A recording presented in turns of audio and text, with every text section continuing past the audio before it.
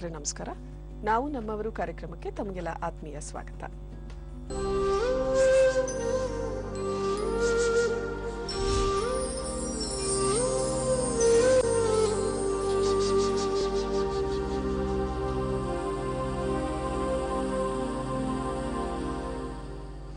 ಬನ್ನಿ, ಇವತ್ತಿನ ನಮ್ಮ ಅತಿಥಿ ಕೊಡಗಿನ ಇತಿಹಾಸ ಸಂಶೋಧಕ ಹಾಗೂ ಮೊಬೈಲ್ ಆಪ್ ಡೆವಲಪರ್ ಆಗಿರುವಂತ ಶ್ರೀ ನಿತಿನ್ ಕುಶಾಲಪ್ಪ ನಮ್ಮೊಂದಿಗಿದ್ದಾರೆ. ಅವರನ್ನ ಕಾರ್ಯಕ್ರಮಕ್ಕೆ ಸ್ವಾಗತಿಸೋಣ. ನಿತಿನ್, ಕಾರ್ಯಕ್ರಮಕ್ಕೆ ಸ್ವಾಗತ. ನಮಸ್ಕಾರ. ವೀಕ್ಷಕರೇ, ಆಧುನಿಕ ತಂತ್ರಜ್ಞಾನದಲ್ಲಿ ಮೊಬೈಲ್ ಬಳಕೆ ಅತಿ ಹೆಚ್ಚು. ಮನುಷ್ಯನ ಜೀವನಾಡಿ ಅಂದ್ರೆ ಬಹುಶಃ ಅತಿಶಯೋಕ್ತಿ ಆಗಲಾರದು. ಆದರೆ ಮೊಬೈಲ್ ಆಪ್ಗಳು ಈ ಮೊಬೈಲ್ ಆಪ್ಗಳನ್ನು ಅಭಿವೃದ್ಧಿಪಡಿಸುವಲ್ಲಿ ಸಿದ್ಧಹಸ್ತರು ಶ್ರೀ ನಿತಿನ್ ಕುಶಾಲಪ್ಪ. ಬನ್ನಿ, ಅವ್ರ ಬಗೆಗಿನ ಕಿರುಚಿತ್ರಣವನ್ನ ಈಗ ನೋಡಿ ಬರೋಣ.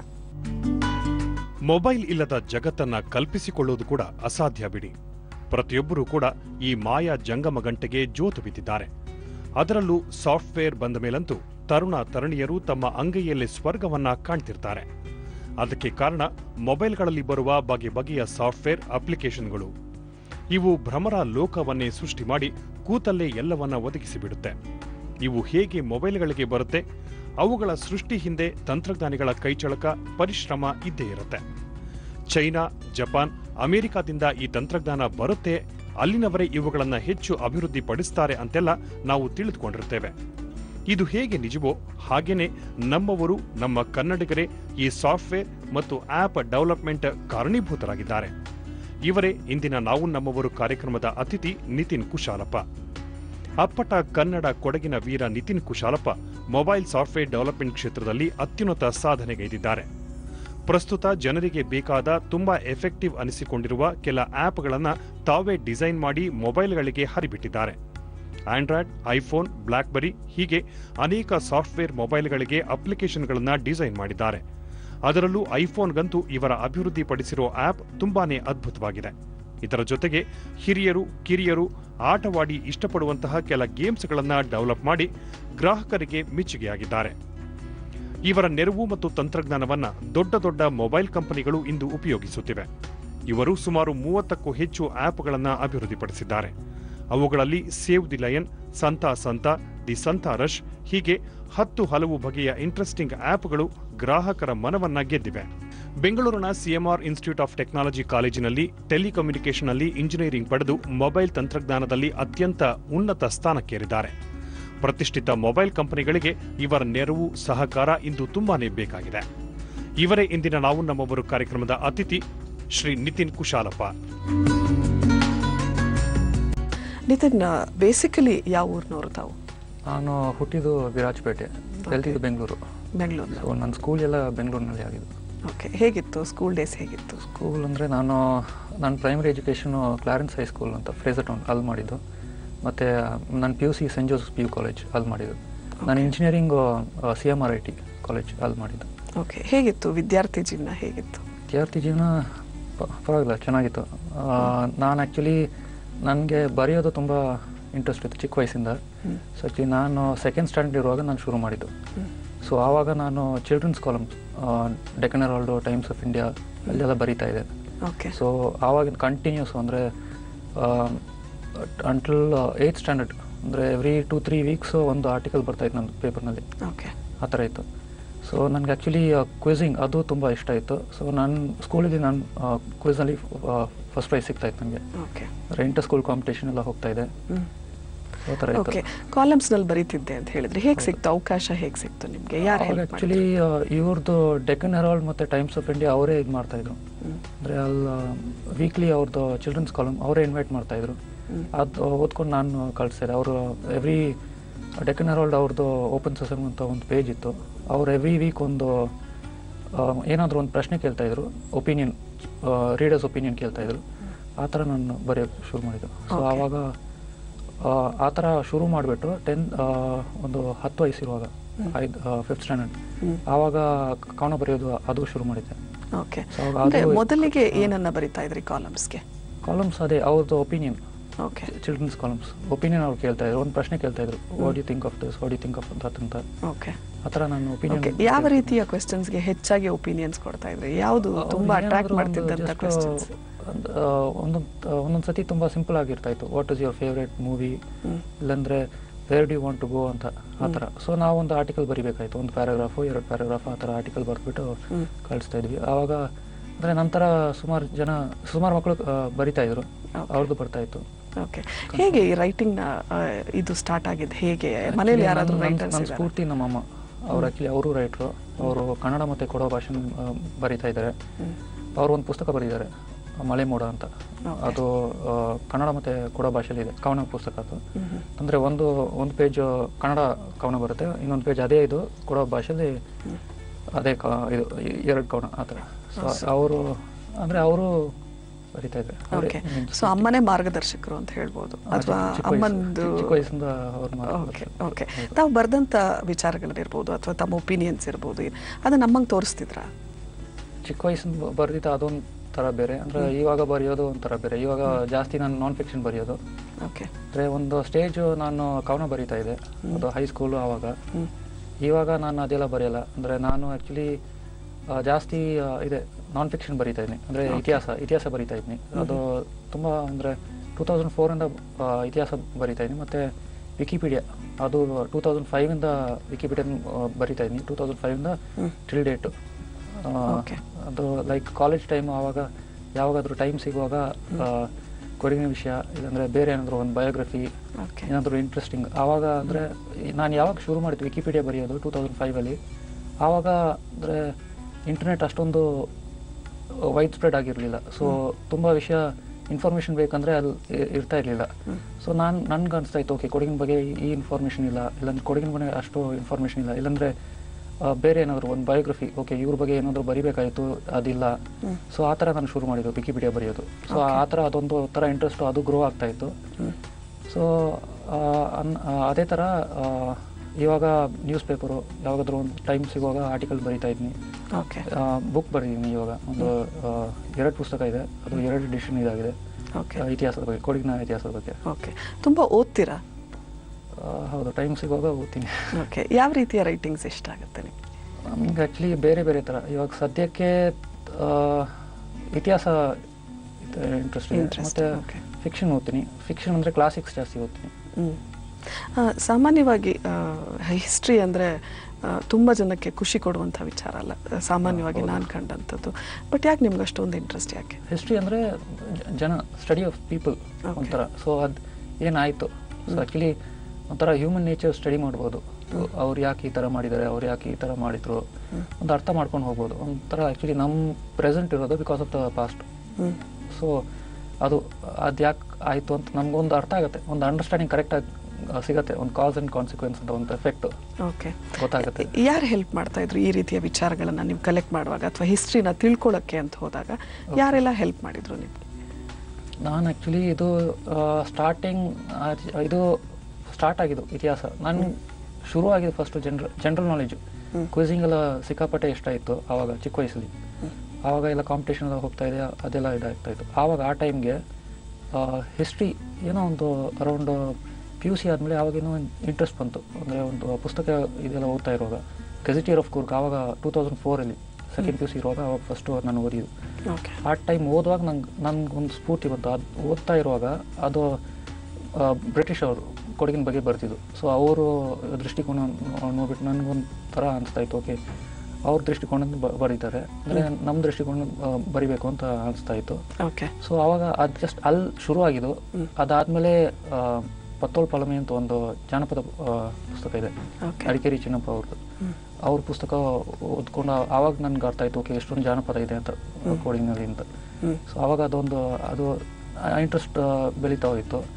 ಸೊ ಆವಾಗ ನನ್ಗೆ ಇವ್ರು ಸಿಕ್ತು, ಅಂದರೆ ಬೋಯಿರೆಂಡ ನಂಜಮ್ಮ ಚಿನ್ನಮ್ಮ ಅವರು ನಡಿಕೆರೆ ಚಿನ್ನಪ್ಪ ಅವರು ಗ್ರ್ಯಾಂಡ್ ಚಿಲ್ಡ್ರನ್. ತಾವು ಹುಟ್ಟಿದ್ದು ವಿರಾಜಪೇಟೆಯಲ್ಲಿ ಅಂತ ಹೇಳಿದ್ರಿ, ಬೆಳೆದಿದ್ದೆಲ್ಲ ಬೆಂಗಳೂರು. ಆದರೆ ಹೆಚ್ಚು ಪ್ರಿಯವಾದಂಥ ಸ್ಥಳ ಯಾವುದು ತಮಗೆ? ನನಗೆಲ್ಲ ಇದು ಅಂದರೆ ಬೆಂಗಳೂರು ಇಷ್ಟ, ಕೊಡಗು ಇಷ್ಟ. ಅಪ್ಪ ಏನು ಮಾಡ್ಕೊಂಡಿದ್ದಾರೆ? ಅಪ್ಪ NGF ಅಲ್ಲಿ ಇದ್ರು, ಇವಾಗ ಅವ್ರು ರಿಟೈರ್ಡ್. ಓಕೆ, ಮೊದಲೆಲ್ಲ ಏನು ಕನಸಿತ್ತು, ಬಾಲ್ಯದಲ್ಲಿ ಏನು ಕನಸಿತ್ತು ನಿಮ್ಗೆ, ಏನಾಗಬೇಕು ಅಂದ್ಕೊಂಡಿದ್ರಿ ಮುಂದೆ? ನನಗೆ ಆ್ಯಕ್ಚುಲಿ ನನಗೆ ಲಿಯೋನಾರ್ಡೋ ಡಾ ವಿನ್ಸಿ ಒಬ್ಬ ಹೀರೋ, ಅಂದರೆ ಒಂಥರ ಅವರು ಚಿಕ್ಕ ವಯಸ್ಸಿಂದ ಅವ್ರು ನೋಡಿಬಿಟ್ಟು, ಓಕೆ ಅವರು 10 ಬೇರೆ ಬೇರೆ ಪ್ರೊಫೆಷನ್ ಅವರು ಅಷ್ಟು ಚೆನ್ನಾಗಿ ಹ್ಯಾಂಡಲ್ ಮಾಡ್ತಾಯಿದ್ರು. ಎಲ್ಲ ಅವರೊಂಥರ ಏನು ಹೇಳ್ತಾರೆ ಪಾಲಿಕ್ಲಾಟ್ ಅಂತ, ಎಲ್ಲ ವಿದ್ಯೆ ಅವ್ರಿಗೆ ಗೊತ್ತು ಅಂತ ಥರ.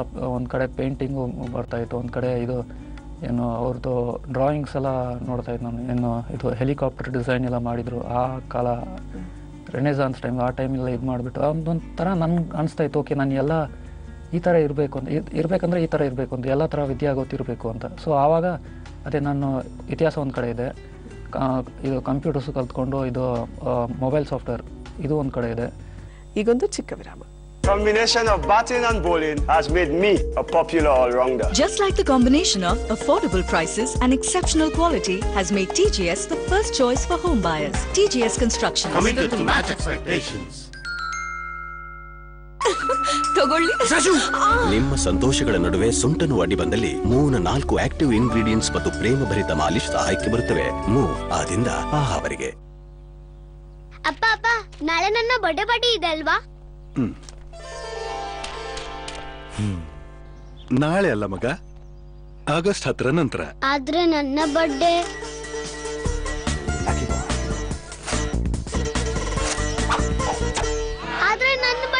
ಇದು ಎಷ್ಟು ದೊಡ್ಡ ಸೇಲ್ ಅಂದ್ರೆ ಉಳಿದದೆಲ್ಲ ನಂತರ. ಅಮೆಜಾನ್ ನ great Indian freedom sale 10th, 11th, 12th August. Amazon app ಅನ್ನು ಈಗಲೇ ಡೌನ್ಲೋಡ್ ಮಾಡಿ. amazon.in, India's largest online store. ಮತ್ತೆ ನಾವು ನಮ್ಮವರು ಕಾರ್ಯಕ್ರಮಕ್ಕೆ ಸ್ವಾಗತ.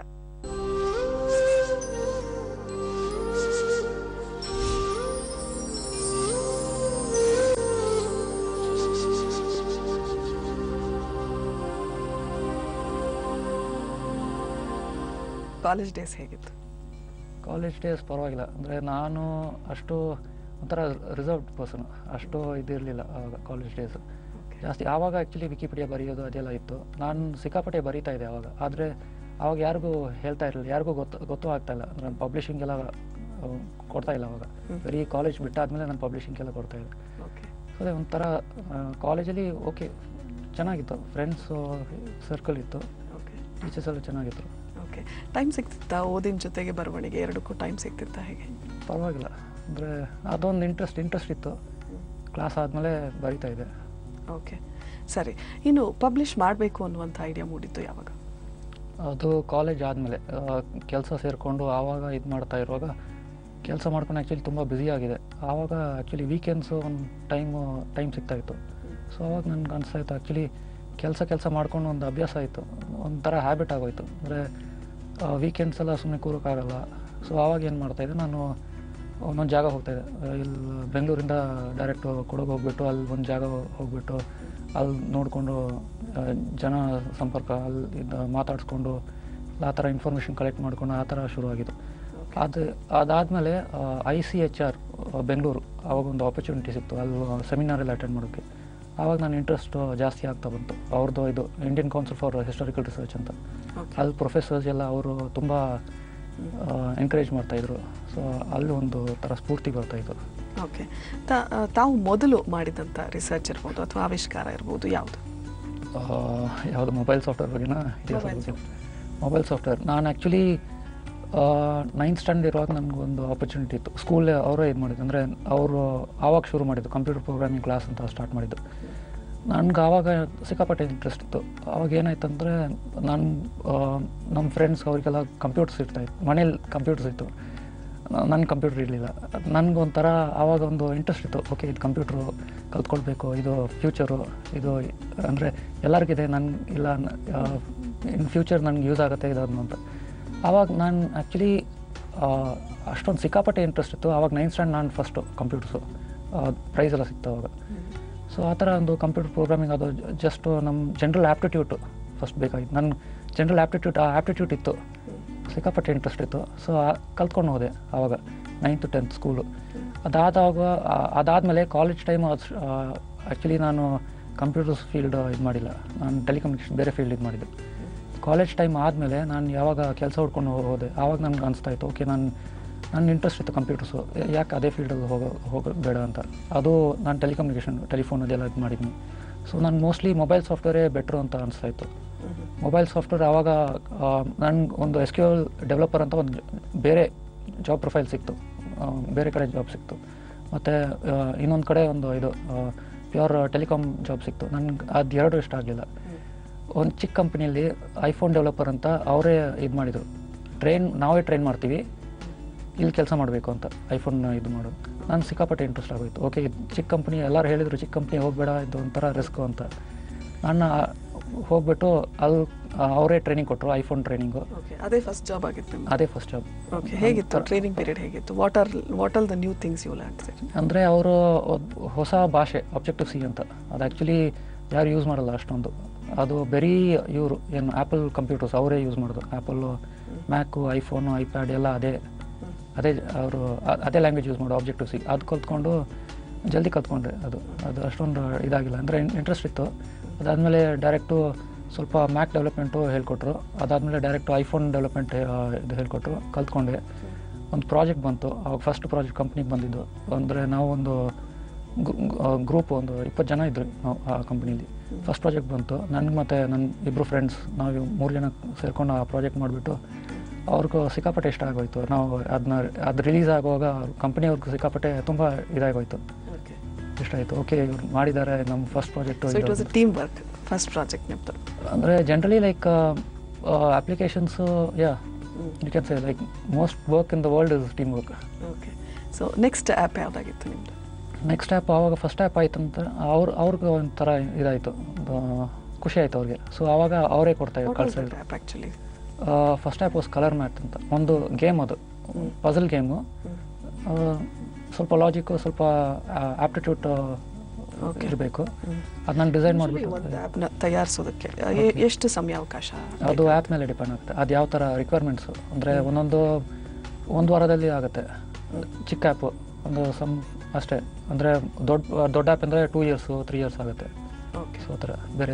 ಸೊ ನೆಕ್ಸ್ಟ್ ಆ್ಯಪ್ ಯಾವುದಾಗಿತ್ತು? ನೆಕ್ಸ್ಟ್ ಸ್ಟೆಪ್ ಯಾವುದಾಗಿತ್ತು? ಅಥವಾ ಈ ಪ್ರಾಜೆಕ್ಟ್ ಸಕ್ಸಸ್ ಕಂಡ ಮೇಲೆ ನೆಕ್ಸ್ಟು ಅದಾದಮೇಲೆ ಆ ವರ್ಷ ಒಂದು 10 ಅಪ್ಲಿಕೇಶನ್ಸ್ ಮಾಡಿ ಕಂಪ್ನಿಗೆ. ಸೊ ಅದೇ ಒಂದೊಂದು ಬರ್ತಾಯಿತ್ತು. ಆವಾಗ ಶುರುವಲ್ಲಿ ಸ್ಟಾರ್ಟಿಂಗ್ ನಾನು ಪಜಲ್ ಗೇಮ್ಸ್ ಅದೇ ಜಾಸ್ತಿ ಮಾಡ್ತಾಯಿದ್ದೆ, ಪಜಲ್ ಗೇಮ್ಸ್ ಆ್ಯಪ್ಸ್. ಸೊ ನನಗೊಂದು ಇಂಡಿಪೆಂಡೆಂಟ್ ಆಗಿ ಮಾಡೋಕ್ಕೆ ಇದು ಚಾನ್ಸ್, ನಾನು ಗ್ರೋ ಆಗ್ತಾಯಿದ್ದೆ, ನನಗೆ ಗೊತ್ತಾಗ್ತಾಯಿತ್ತು ಹೇಗೆ ಮಾಡಬೇಕು ಅದೆಲ್ಲ. ಸೊ ಮಧ್ಯದಲ್ಲಿ ಸ್ಪೋರ್ಟ್ಸ್ ಆ್ಯಪ್ಸು ಮಾಡ್ತಾಯಿದ್ದೆ ಅಲ್ಲಿ, ಆ ಥರ ಇತ್ತು. ಮತ್ತು ಆವಾಗ ಆ್ಯಕ್ಚುಲಿ ಐಫೋನ್ ಎಲ್ಲ ಅಷ್ಟು ಇದಾಗಿಲ್ಲ, ಅಷ್ಟು ಫೇಮಸ್ ಆಗಿರಲಿಲ್ಲ. ಸೊ ಆ ಆ್ಯಪ್ ಸ್ಟೋರ್ ಎಲ್ಲ ಇದಾಗಿತ್ತು, ಅವ್ರದ್ದು ಕ್ಯಾಟಗರಿ ಎಲ್ಲ ಇತ್ತು. ಸೊ ಅಲ್ಲಿ 1 ವಾರ 2 ವಾರ ನಂದು ಟಾಪ್ 50 ಟಾಪ್ 100 ಎಲ್ಲ ಬರ್ತಾಯಿತ್ತು ರ್ಯಾಂಕಿಂಗು, ಇದು ಅಪ್ಲಿಕೇಶನ್ ಆವಾಗ. ಸೊ ಖುಷಿ ಆಗ್ತಾಯಿತ್ತು ನನಗೆ ಆವಾಗ. ಹೆಚ್ಚು ರೀಚ್ ಆಗಿದ್ದು ಯಾವ ಆ್ಯಪ್? ಹೆಚ್ಚು ಆ್ಯಕ್ಚುಲಿ ಅದು ನಾನು ಟೆಕ್ನಿಕಲ್ ಸೈಡಲ್ಲಿ ಇದ್ದಿದ್ದು. ಸೊ ಅದೆಲ್ಲ ಮ್ಯಾನೇಜ್ಮೆಂಟು, ಅವರು ಕಂಪ್ನಿಯವರು ಅವ್ರಿಗೆ ಗೊತ್ತಾಗ್ತಾಯಿತ್ತು ಎಷ್ಟು ಅಂತ. ಅದಾದಮೇಲೆ ನಾನು ನೆಕ್ಸ್ಟು 1 Point Global ಅಂತ ಒಂದು ಬೇರೆ ಕಂಪ್ನಿಯಲ್ಲಿ ಕೆಲಸ ಮಾಡ್ತಾಯಿದ್ದೆ. ಸೊ ಅಲ್ಲಿ ಆ್ಯಕ್ಚುಲಿ ಜಾಸ್ತಿ ಬಿಸ್ನೆಸ್ ಅಪ್ಲಿಕೇಶನ್ಸು, ಅವ್ರದ್ದು ಕ್ಲೈಂಟ್ಸ್ ಎಲ್ಲ ಅವ್ರ ಕ್ಲೈಂಟ್ಸ್ ಅಪ್ಲಿಕೇಶನ್ಸ್ ಮಾಡ್ತಾಯಿದ್ರು. ಅವರ ರಿಕ್ವೈರ್ಮೆಂಟ್ಸ್ ಇತ್ತು ಅವ್ರಿಗೆ. ಅಂದರೆ ನಮ್ಮ ಒಂದು ಸರ್ವೇನೋ ಇದು ಮಾಡಬೇಕಂದ್ರೆ ನಮಗೊಂದು ಪ್ಲ್ಯಾಟ್ಫಾರ್ಮ್ ಬೇಕು, ಅಪ್ಲಿಕೇಶನ್ ಪ್ಲ್ಯಾಟ್ಫಾರ್ಮ್ ಬೇಕು, ಅದು ನೀವು ತಯಾರಿಸ್ಬಿಟ್ಟು ಇದು ಮಾಡಬೇಕು ಅಂತ, ಆ ಥರ ಇತ್ತು. ಇದುವರೆಗೂ ಟೋಟಲಿ ಎಷ್ಟು ಆ್ಯಪ್ಗಳನ್ನು ಅಭಿವೃದ್ಧಿಪಡಿಸಿದ್ದೀರಿ? ಮಿನಿಮಮ್ 20. ಓಕೆ, ತುಂಬ ಖುಷಿ ಕೊಟ್ಟಂಥ ಆ್ಯಪ್ ಯಾವುದು? ಯಾಕೆ ತುಂಬ ಖುಷಿ ಕೊಟ್ಟಿದೆ? ಆ್ಯಕ್ಚುಲಿ ನನ್ನ ಫ್ರೆಂಡ್ಸು ಅವರು ಸ್ಟಾರ್ಟಪ್ ಎಲ್ಲ ಮಾಡ್ತಾಯಿದ್ರು. ಅಂದರೆ ಅವ್ರು ಬೇರೆ ಕಾಲೇಜಲ್ಲಿ ಓದ್ಕೊಂಡು ಅವರು ಸ್ವಂತ ಸಾಫ್ಟ್ವೇರ್ ಮಾಡಿಕೊಂಡು ಅವರೆಲ್ಲ ಅವ್ರ ಸ್ವಂತ ಸ್ಟಾರ್ಟಪ್ಪು, ಸ್ವಂತ ಬಿಸ್ನೆಸ್ ಮಾಡ್ಕೊಂಡೆಲ್ಲ ಇದು ಮಾಡ್ತಾಯಿದ್ರು. ಸೊ ನನಗೊಂದು ಆಸೆ ಆಯಿತು, ಓಕೆ ನಾನು ಇದು ಮಾಡ್ಬೋದು ಅಂತ, ಈ ಥರ ಸ್ವಂತ ಬಿಸ್ನೆಸ್ ಮಾಡಿಕೊಂಡು ಮಾರಾಟ ಮಾಡ್ಬೋದು ಅಂತ. ಸೊ ಆವಾಗ 2013 ಎಂಡು ಆ ಟೈಮ್ ನಾನು ಓಕೆ ನಾನು ಸ್ವಂತ ಇದು ಮಾಡೋಣ ಅಂತ ಪ್ಲ್ಯಾನ್ ಮಾಡಿದ್ದು. ಸೊ ಆವಾಗ ಶುರು ಮಾಡಿದ್ದು. ಆವಾಗ ನಂದು ಓಕೆ ಸಿಕ್ಕಾಪಟ್ಟೆ ಇಷ್ಟ ಆಯಿತು, ಅಂದರೆ ಪೂರ್ತಿ ನನ್ನ ಕಂಟ್ರೋಲೇ, ನನ್ನ ಇಷ್ಟ ಪ್ರಕಾರ ಮಾಡ್ಬೋದು ಅಂತ. ಆವಾಗ 5 ಅಪ್ಲಿಕೇಶನ್ ಮಾಡಿದೆ ಆ ಫುಲ್ ಇಯರು. ಸೊ ಒಂದೇ ವರ್ಷದಲ್ಲಿ 5 ಆ್ಯಪ್ ಮಾಡಿದ್ರಿ? ಅಂದರೆ ಹೇಳಿಲ್ವಾ ನಾನು, ಒಂದೊಂದು ಸತಿ ಒಂದೇ ವಾರ ಆಗುತ್ತೆ, ಒಂದೊಂದು ಸತಿ 2 ವರ್ಷ ಆಗುತ್ತೆ ಪ್ರಾಜೆಕ್ಟ್ಸು. ಅಂದರೆ ನಾನು ಮಾಡಿದ್ದು ಪ್ರಾಜೆಕ್ಟ್ಸು ಜಾಸ್ತಿ ಅಂದರೆ ಒಂದು 6 months ಜಾಸ್ತಿ maximum. Most of them will be 1 month 2 month ಆಗ್ತಾಯಿತ್ತು ಆ ಥರ. ಸೊ ಆ ಥರ ಯಾವ ರೀತಿ ಆ್ಯಪ್ಸ್ ಮೋರ್ ಇಂಟ್ರೆಸ್ಟಿಂಗ್ ಅನ್ಸುತ್ತೆ ನಿಮಗೆ? ಮೋರ್ ಇಂಟ್ರೆಸ್ಟಿಂಗ್ ಆ್ಯಕ್ಚುಲಿ ಗೇಮ್ಸ್ ಸಿಕ್ಕಾಪಟ್ಟೆ ಇದು, ಅದು ಚಾಲೆಂಜಿಂಗ್. ಯಾಕಂದರೆ ಬೇರೆ ಆ್ಯಪ್ಸು ಅಷ್ಟು ಲಾಜಿಕ್ ಎಲ್ಲ ಬರೋಲ್ಲ, ಅಷ್ಟು ಯೋಚಿಸೋದು, ಅಷ್ಟು ಲೆಕ್ಕಾಚಾರ ಅದೆಲ್ಲ ಬರೋಲ್ಲ ಗೇಮ್ಸ್ ಥರ. ಬೇರೆ ಅಂದರೆ ಜಸ್ಟ್ ಒಂದು ಲುಕ್ ಆ್ಯಂಡ್ ಫೀಲ್ ಬೇಕಾಗುತ್ತೆ, ಚೆನ್ನಾಗಿ ಕಾಣಿಸ್ಬೇಕು, ಅಷ್ಟೇ ರಿಕ್ವೈರ್ಮೆಂಟ್ ಇರೋದು. ಸೊ ಥರ. It comes to business apps ಏನು ಡಿಫ್ರೆನ್ಸ್ ಅನ್ಸುತ್ತೆ? ಬಿಸ್ನೆಸ್ ಆ್ಯಪ್ಸು ಅವರು ರಿಕ್ವೈರ್ಮೆಂಟ್ ಪ್ರಕಾರ ಮಾಡಬೇಕು. ಅಂದರೆ ಕಂಪನಿಯವರು ಅವರು ಇಷ್ಟ ಪ್ರಕಾರ ನಾವು ಮಾಡಬೇಕು, ಅವರು ಕರೆಕ್ಟಾಗಿ ಆ ಥರ ಮಾಡಬೇಕು. ಸೊ ಅದು we should stick to it. Okay, ಇನ್ನು ತಮ್ಮ ಸೇವ್ ದಿ ಲಯನ್ ಅನ್ನುವಂಥ ಆ್ಯಪ್ ಅದ್ರ ಬಗ್ಗೆ ಏನು ಹೇಳ್ತೀರಿ? ಓಕೆ, ಸೇವ್ ದಿ ಲೈನ್ ನನಗೆ ಆ್ಯಕ್ಚುಲಿ ಇದು ಗೇಮ್ಸ್ ಬಗ್ಗೆ ಸಿಕ್ಕಾಪಟ್ಟೆ ಇಂಟ್ರೆಸ್ಟ್ ಇರುವಾಗ ಆ ಟೈಮ್ ನಾನು 2 ಆ್ಯಪ್ ಮಾಡಿದೆ. ಅದು ಒಂದು ಸ್ಕ್ಯಾನ್ QR ಕೋಡು ಮತ್ತು ಇದು FIFA ವರ್ಲ್ಡ್ ಕಪ್ ಇರುವಾಗ ಲಾಸ್ಟ್ ಇಯರ್ 2014 ಅದಕ್ಕೋಸ್ಕರ ಇನ್ನೊಂದು ಆ್ಯಪ್ ಮಾಡಿದೆ, ಒಂದು 2014 ಫುಟ್ಬಾಲ್ ಕಪ್ ಅಂತ. ಸೊ ಅವಾಗ ಆ ಟೈಮ್ ಏನಾಯಿತು, ನಾನೇ ಡಿಸೈನ್ ಮಾಡಿಕೊಂಡು ಸ್ವಂತ ಬಿಸ್ನೆಸ್ ಸ್ವಂತ ಎಲ್ಲ ನಾನೇ ಮಾಡ್ತಾಯಿದ್ದೆ.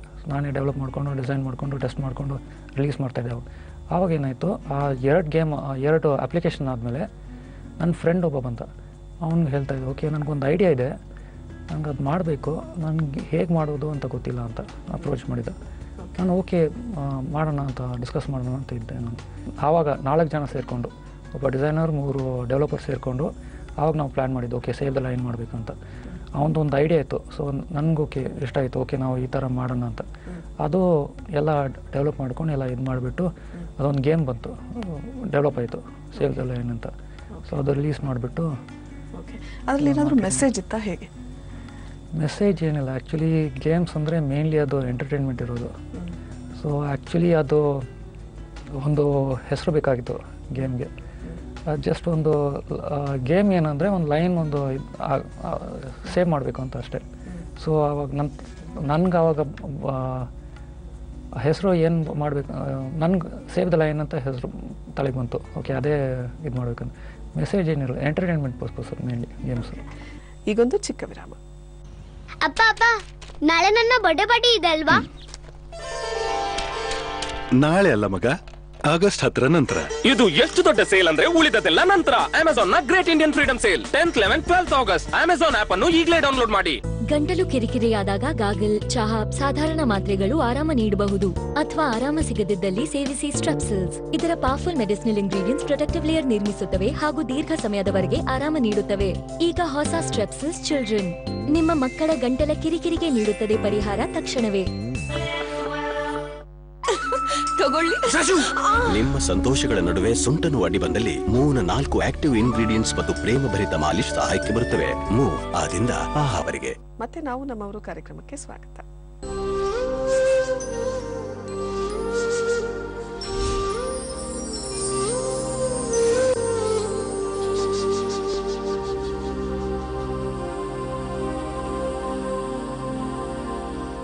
ಸ್ಯಾಂಟಾ ಅನ್ನುವಂಥ ಆ್ಯಪ್.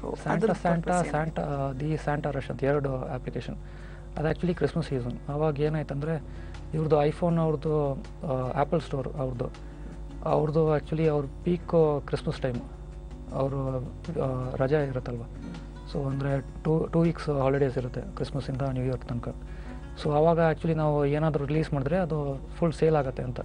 ಸೊ ಅದನ್ನ ಏನೋ ಯೂಟಿಲೈಸ್ ಮಾಡಬೇಕಂತ ನಾವು ಪ್ಲ್ಯಾನ್ ಮಾಡಿಕೊಂಡು ತಿರ್ಗಾ ನಾವು ಇದು ಮಾಡಿದ್ದೆ. ಅವಾಗ ಇದು ಒಂದು ಕ್ರಿಸ್ಮಸ್ ಥೀಮ್ ಇಟ್ಕೊಂಡು ಅವ್ರದ್ದು US ಅವ್ರದ್ದು ಇದು ಮಾಡೋಣ ಅಂತ. ಅಂದರೆ ಮೇನ್ಲಿ ಐಫೋನ್ ಮಾರ್ಕೆಟ್ US ಅಲ್ಲಿರೋದು, ಅದು ಯೂಟಿಲೈಸ್ ಮಾಡೋಣ ಅಂತ ಪ್ಲ್ಯಾನ್ ಇಟ್ಕೊಂಡು ಇದು ಕ್ರಿಸ್ಮಸ್ ಇದು ಮಾಡಿದ್ದು. ಸೊ ಡಿಸೈನ್ಸ್ ಎಲ್ಲ ಇಟ್ಕೊಂಡು ಓಕೆ ಒಂದು ಗೇಮ್ ಮಾಡಾದ್ಮೇಲೆ ಓಕೆ 2 ಗೇಮ್ ಯಾಕೆ ಮಾಡಬಾರ್ದು ಅಂತ ನನಗೆ ಅನಿಸ್ತಾಯಿತ್ತು. ಸೊ ಅದೇ ಇದನ್ನ 2 ಗೇಮ್ ಮಾಡಿಬಿಟ್ಟು ಅವಾಗ ರಿಲೀಸ್ ಮಾಡಿದ್ದು. Okay, was it successful? Yeah right, successful, ಪರವಾಗಿಲ್ಲ. ಇನ್ನು ಟೆಲ್ಮಿ ಆ್ಯಪ್ ಇರ್ಬೋದು ಅಥವಾ ಶಾಪ್ ಆ್ಯಂಡ್ ಕ್ಲಿಕ್ ಅನ್ನುವಂಥ ಆ್ಯಪ್ ಏನಾಗಿತ್ತು? ಈ ಆ್ಯಪ್ಸ್ ಏನಾಗಿತ್ತು? ಅದು ಆ್ಯಕ್ಚುಲಿ ನಾನು ಇದು ಸ್ವಂತ ಕೆಲಸ ಮಾಡೋಕ್ಕಿಂತ ಮುಂಚೆ 1 ಪಾಯಿಂಟ್ ಗ್ಲೋಬಲ್ ಅಂತ ಒಂದು UK ಬೇಸ್ಡ್ ಕಂಪನಿ ಇತ್ತು, ಅಲ್ಲಿ ಕೆಲಸ ಮಾಡ್ತಾಯಿದ್ದೆ. ಸೊ ಅವ್ರಿಗೆ ರಿಕ್ವೈರ್ಮೆಂಟ್ ಇತ್ತು, ಅಂದರೆ ಪ್ಲ್ಯಾಟ್ಫಾರ್ಮ್ ಫಾರ್ ಸರ್ವಿಸ್, ಬಿಸ್ನೆಸ್ ಸರ್ವಿಸೆಲ್ಲ ಹೇಗೆ ಇದು ಮಾಡೋದು ಅಂತ ತೋರಿಸೋದು ಅಂತ. ಸೊ ಅವ್ರಿಗೆ ಆ್ಯಕ್ಚುಲಿ ಕ್ಲೈಂಟ್ಸು ನೀಲ್ಸನ್ ಪ್ಯಾನಲ್ ಮತ್ತು GFK ಅವ್ರಿಗೆಲ್ಲ ಅಪ್ಲಿಕೇಶನ್ ಮಾಡಬೇಕಾಯಿತು. ಸೊ ಅವ್ರಿಗೊಂದು ಅವ್ರದ್ದೇ ಒಂದು ಸ್ವಂತ ಆ್ಯಪ್ ಬೇಕಾಗಿತ್ತು, ಟೆಲ್ಮಿ ಅಂತ. ಸೊ ಟೆಲ್ಮಿ ಮಾಡಿಬಿಟ್ಟು ಇದು ಮಾಡಿದೆ ಅವ್ರಿಗೆ. ಆವಾಗ ಆ್ಯಕ್ಚುಲಿ ಅಲ್ಲಿ ಒಬ್ಬ ಐಫೋನ್ ಡೆವಲಪರ್, ಒಬ್ಬ ಆ್ಯಂಡ್ರಾಯ್ಡ್ ಡೆವಲಪರ್, ಇಬ್ಬರೇ ಡೆವಲಪರ್ಸ್ ಇದ್ದಿದ್ದು. ಸೊ ಡಿಸೈನರ್ಸು ಮತ್ತು ಇದೆಲ್ಲ ನೋಡ್ಕೊಂಡು ನಾವು ಇದು ಮಾಡಿದ್ದು, ಅವ್ರಿಗೋಸ್ಕರ ಮಾಡಿದ್ದು. ಅದಾದಮೇಲೆ ಅಲ್ಲಿ ಟೀಮ್ ಸೈಜ್ ಗ್ರೋ ಆಗಿದ್ದು, ಬೇರೆ ಡೆವಲಪರ್ಸ್ ಎಲ್ಲ ಸೇರ್ಕೊಂಡು ಇದು ಮಾಡಿದ್ದು. So shop and click next ಬೇರೆ ಕಂಪ್ನೀಸ್ ಮಾಡಬೇಕಂದ್ರೆ ಹೇಗೆ ಮಾಡಬೇಕು ಅಂತ ಒಂದು ಆ ಕಂಪ್ನಿಗೆ ಇದು ಮಾಡಿದ್ದು. ಓಕೆ, ಸೊ ಬೇಕಾದಷ್ಟು ಆ್ಯಪ್ಸನ್ನು ತಾವು ಅಭಿವೃದ್ಧಿಪಡಿಸಿದ್ದೀರಿ. ತುಂಬ ಖುಷಿ ಕೊಟ್ಟಂಥದ್ದು ಯಾವುದು ತಮಗೆ? ತುಂಬ ಮೋಸ್ಟ್ ಅಡ್ವೆಂಚರಸ್ ಅನಿಸಿದ್ದು ಅಥವಾ ಮನಸ್ಸಿಗೆ ತುಂಬ ಖುಷಿ ಕೊಟ್ಟಂಥ ಆ್ಯಪ್ ಯಾವುದು? ಎಲ್ಲ ಒಂದೊಂದು ಥರ ಬೇರೆ ಬೇರೆ. ಸೊ ಆ ಥರ ಏನು ಹೇಳೋಕ್ಕಾಗಲ್ಲ. ಓಕೆ, ಸೊ ತುಂಬ ಕಷ್ಟ ಅನಿಸುತ್ತೆ ಯಾವುದು? ಕಷ್ಟ ಏನಿರಲಿಲ್ಲ. ಕಷ್ಟ ಅಂದರೆ ಆ್ಯಕ್ಚುಲಿ ನಾನು ಫ್ರ್ಯಾಂಕಾಗಿ ಹೇಳಬೇಕಂದ್ರೆ ನನ್ನ ಸ್ವಂತ ಅಪ್ಲಿಕೇಶನ್ ಮಾರಾಟ ಮಾಡಬೇಕಂದ್ರೆ ಅಂತ ಒಂಥರ ಇದಾಗ್ತಾಯಿತ್ತು. ಬಿಸ್ನೆಸ್ ಲೆವೆಲ್ ಸ್ವಲ್ಪ ಕಷ್ಟ ಆಗ್ತಾಯಿತ್ತು, ಆದರೆ ಡೆವಲಪ್ ಮಾಡೋದು ತುಂಬ ಖುಷಿ ಆಗ್ತಾಯಿತ್ತು. ಎಲ್ಲ ಮಾಡೋದು ಇಷ್ಟ ಆಗ್ತಾಯಿತ್ತು ಸಿಕ್ಕಾಪಟ್ಟೆ. ಇನ್ನು ಡೆಮ್ಯಾನ್ಸಾಲ್ ಸಾಫ್ಟ್ವೇರ್ ಸೊಲ್ಯೂಷನ್ಸ್ ಅಲ್ಲೇ ನಾನು ಶುರು ಮಾಡಿದ್ದು. ಅವರೇ ನಾನು ಟ್ರೈನಿಂಗ್ ಮಾಡಿಬಿಟ್ಟು ಇದು ಮಾಡಿದ್ದು. ಅಂದರೆ ನಾನು ಅಲ್ಲೇ ಕಲ್ತ್ಕೊಂಡು, ನಾನು ಹೇಳಿದ್ವ ಫಸ್ಟು ಇದು ಮಾಡಿದ್ದು, ಅಲ್ಲೇ ಕಲ್ತ್ಕೊಂಡೆಲ್ಲ ಇದು ಮಾಡಿದ್ದು. ಸೊ ಅವರು ಆ್ಯಕ್ಚುಲಿ ಅವ್ರು ನನಗೆ ಆಪರ್ಚುನಿಟಿ ಕೊಟ್ಟರು. ಸೊ ನಾನು ಆ್ಯಕ್ಚುಲಿ ಅವ್ರಿಗೂ ಕೃತಜ್ಞತೆ ಹೇಳಬೇಕು, ಎಲ್ಲರೂ ಕೃತಜ್ಞತೆ ಹೇಳಬೇಕು. ಅವ್ರಿಗೆ ಆ್ಯಕ್ಚುಲಿ 1 year. ಅಂದರೆ ನಮ್ಮ ಫೀಲ್ಡ್ ಹೇಗಂದರೆ ನಾವು ಎಲ್ಲ ಪ್ರಾಜೆಕ್ಟ್ ನೋಡ್ಕೊಂಡು ಹೋಗೋದು. ಸೊ ಎಲ್ಲಿ ಪ್ರಾಜೆಕ್ಟ್ ಇರುತ್ತೆ ಅಲ್ಲಿ ಕೆಲಸ ಮಾಡ್ಕೊಂಡು ಹೋಗೋದು. ಓಕೆ, ನಿಮ್ಮ ಇಂಟ್ರೆಸ್ಟ್ ಯಾವ ಇದ್ರ ಬಗ್ಗೆ ಇರುತ್ತೆ ಅದನ್ನು ನೋಡಿಕೊಂಡು you will shift yourself, project ನೋಡ್ಕೊಂಡು ಹೋಗೋದು. ಓಕೆ, ಸೊ ಸರಿ. ಓಕೆ, ಅಲ್ಲಿ ಇದ್ದಂಥ ಅವಧಿಯಲ್ಲಿ ತಾವು ಅಭಿವೃದ್ಧಿಪಡಿಸಿದಂಥ ಅಪ್ಲಿಕೇಶನ್ಸ್ ಎಷ್ಟು? ಅಲ್ಲಿ ಒಂದು 10 ಮಾಡಿದೆ. ಅಲ್ಲಿ ಆ್ಯಕ್ಚುಲಿ ಅಲ್ಲಿ ಹೇಳಬೇಕಂದ್ರೆ ಎಲ್ಲರೂ ಸಿಕ್ಕಾಪಟ್ಟೆ ಕಷ್ಟಪಟ್ಟು, ಎಲ್ಲರೂ ಹಾರ್ಡ್ ವರ್ಕಿಂಗಲ್ಲಿ. ಸೊ ಎಲ್ಲರೂ ಒಂಥರ ಅಂದರೆ ಅವರು ಮಂತ್ಲಿ ಒಂದು ಅಪ್ಲಿಕೇಶನ್ ಮಾಡಬೇಕಂತ ಇತ್ತು. ಸೊ ಅಲ್ಲೇ ಒಂದು ಟೋಟಲಾಗಿ ಆವಾಗಲೇ ಒಂದು ನಾವು ಎಲ್ಲರೂ ಟೀಮ್ ಸೇರಿಕೊಂಡು 50 ಇತ್ತು. ನಾನು ಹಾಕಿದ್ದು 10 ಇತ್ತು. ಸೊ ಆ ಥರ ಇದಿತ್ತು.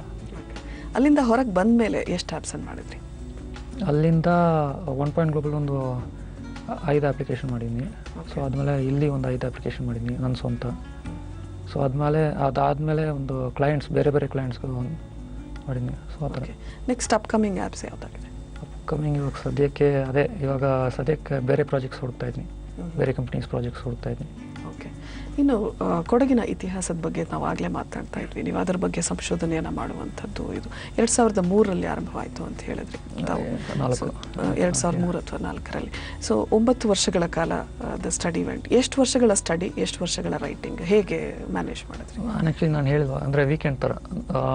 ನಾನು ಕ್ಲಾಸ್ ಆದಮೇಲೆ ಮತ್ತು ಇದು ಕೆಲಸ ಆದಮೇಲೆ, ಸಾಯಂಕಾಲ ಬರುವಾಗ 8 ಗಂಟೆ 9 ಗಂಟೆ ಆವಾಗ 1 hour ಬರೀತಾ ಇದ್ದೆ.